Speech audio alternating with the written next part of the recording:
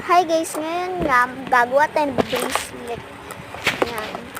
Tapos, nahulog na pala kanina yung tansi ko. Tapos, nalaman kong konti na pala yung tansi ko kasi matakaw ako magawa ng mga bracelet tuwing araw-araw ko nagagawa. Tapos, yan. Binalik ko na yung ginupit ko.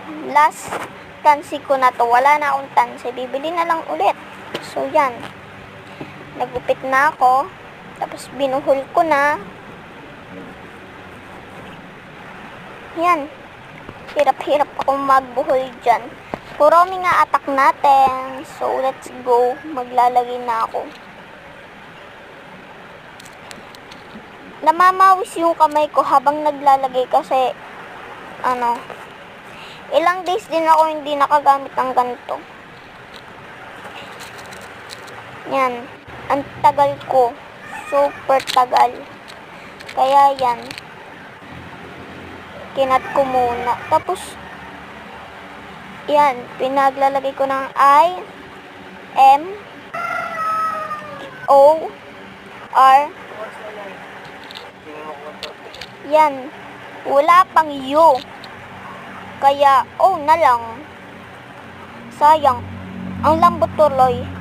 Kuromi, hindi kuromi. Ha? Yan. Okay.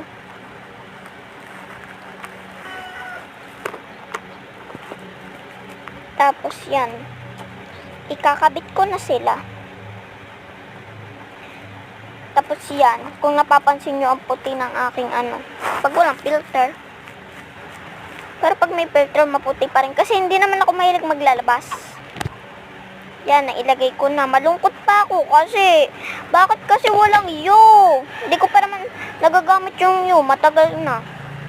Yan, ibubuhol ko na. Nag-struggle din ako sa bubuhol kasi laging nasa taas. Yan, ginupit ko na siya. This is the final look. Ang cute. Tapos na-realize ko, bakit pala puti instead a black? Kasi, purple and black dapat pala yun. Tapos, wow, ang cute din niya. Yan, guys. Kuromi. Yan, ang cute. Pero, bye. Dapat kasi U, hindi O. Wala na kasing O. Ayo.